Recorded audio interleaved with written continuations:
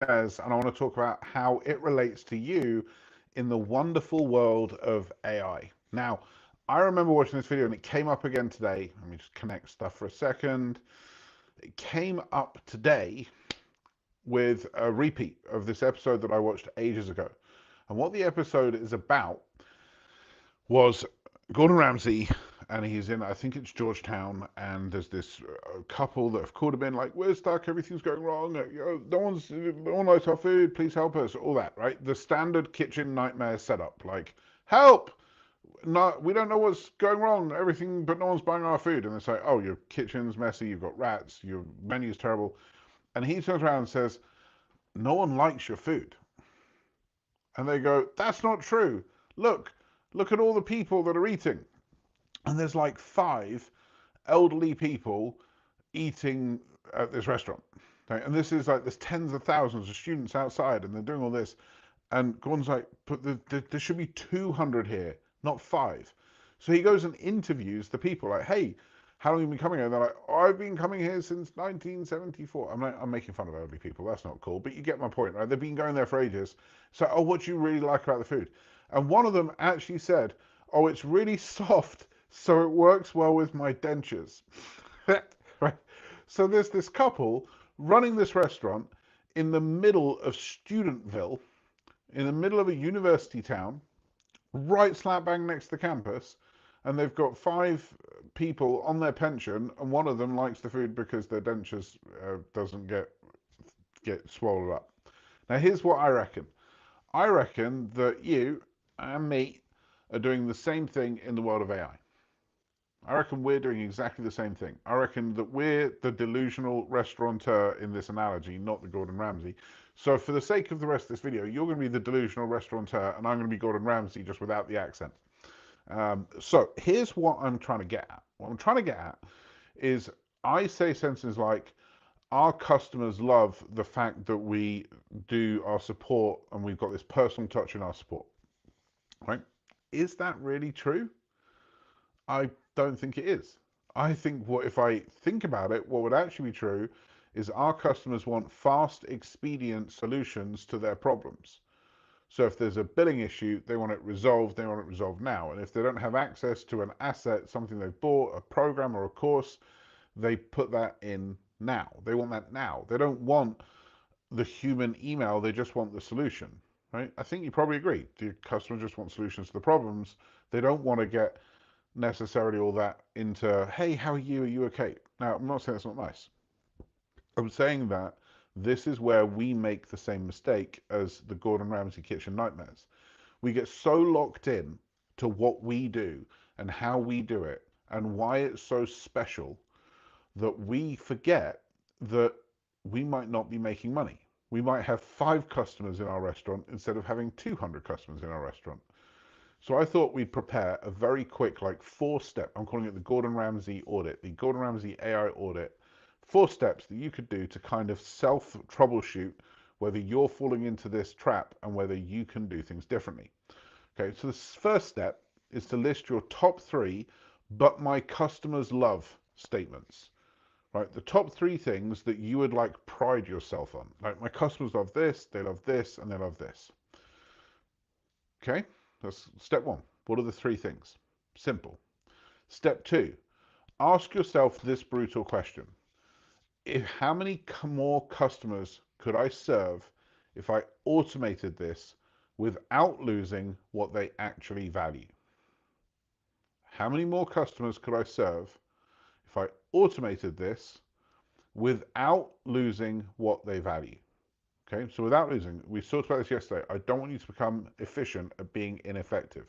So I don't want you to automate out the things that are special and amazing. I want you to think about how you could do it differently. So let's take customer service because it's such a great example.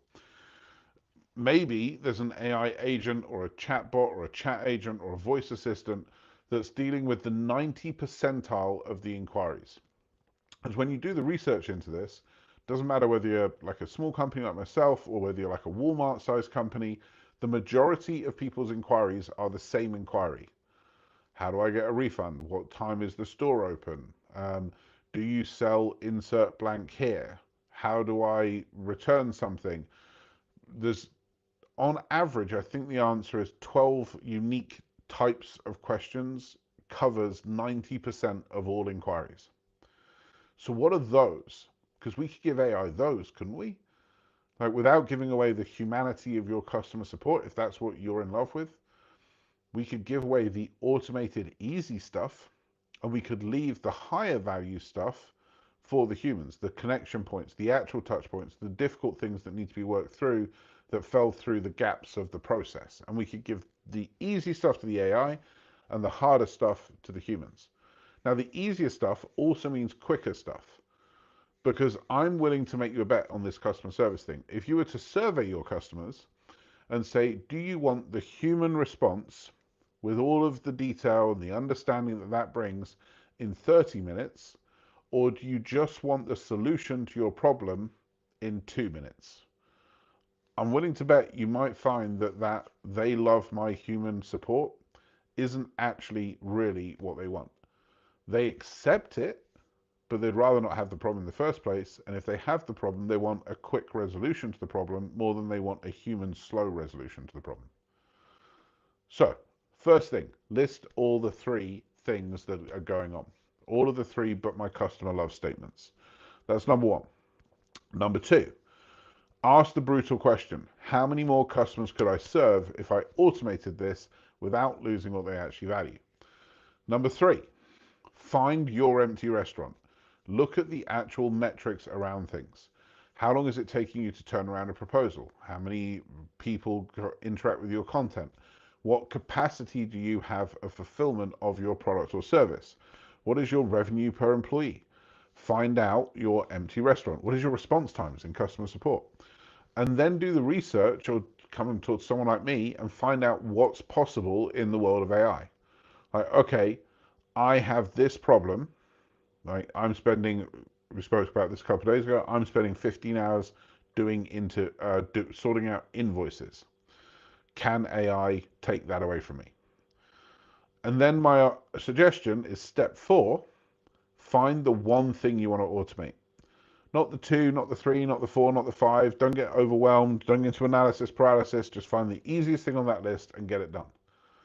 Like, easiest thing on that list and get it done. And you might be saying, I'm not a tech. Great. Hire a tech, hire a dev, hire an outsource, go to Upwork or go to Fiverr and say, we need you to solve this tight specific problem, and then get that fixed and see what that feels like. Does the business change? Have you just accidentally got efficiently ineffective? Because if you have, roll it back. Right? We're trying to find places to be efficient and effective, because AI is not coming for your job, but it is coming for your excuses. There is nowhere for you to hide in this. You can be watching this video and saying, I hate AI. Good for you. You can watch this video and say, I love AI. Good for you. It doesn't make a difference whether you like it or you hate it or you want it or you don't want it or you think it's great or you think it's not. The rise of technology is inevitable. Technology will carry on being better today than it was yesterday, and better the day after, the next day, and better the next day, and better the next day. So even if the technology and AI can't do something today, it's almost inevitable that it will be able to do something tomorrow or the day after or the day after that. So your feelings around this, not important. That's where you go and speak to your wife, your husband, your mother, your brother, your sister, and go, this sucks. But your feelings as to whether it's going to happen or not doesn't change the fact that it's going to happen. AI is coming for your excuses. You can't say, I can't do this because AI knows the answer. You can't say, I can't afford this because AI can find an answer. You can't say, I can't do this because I don't know how to do it, because AI will give you the answer. So where are you going to hide? Where are you going to hide? Because if you're making excuses, that's exactly what you're doing. Step into this now. 1, list those top 3 things. My customers love this about me. 2, ask yourself the brutal question. How many more people could I serve if I automate this without losing the value? 3, find the metrics that you need to move. Like, where are you lax? 4, pick one thing to automate this week and do it. Get it out there. Maybe it takes a week, maybe it takes 2 weeks, maybe it takes 3 weeks, but get it out there. And we've got multiples of these projects. Each of the people in our company are doing one of these exercises where they're looking at one of their metrics and going, right, how can I automate this without losing value? Now that often means you can't do the full thing, okay? Because let's take outreaching for stages, but you still want a human being in charge of that relationship. But the research, check, AI can do that well. Aligning the pitch to the podcast or the stage, check, the AI can do that well. The actual mechanism of sending the initial foray of, hey, this is what we're looking to do, are you interested? AI can do that really well. Meaning the human, instead of having to go and do all of those hours to get all of that done, can just do the high value piece at the end and therefore do more of the high value piece at the end. Right? So we're constantly looking for this. How can I execute this with AI without losing the value? That's the number one question. The others are great. Find the metrics, say to you, find what you love, but my customers love this. This is what makes us so warm and fuzzy. And then actually do it. Actually pick one of those and automate it. And start watching how your people respond, whether it's internal or external, as work just starts getting done. Like magic. Like you're like, la la la la, oh shit, new work's just been done. Right? That's what we're trying to get to, where there's consistent work being done on our behalf. With that, happy October 15th. I look forward to seeing you tomorrow. I think this is Saturday, Sunday, Monday, Tuesday, Wednesday. This is day 5 of 100 of our live streams as we carry on doing this. So let's see where we go with it tomorrow. So day 5 100, tomorrow 6 of 100. I'll see you on Thursday, the 16th of October.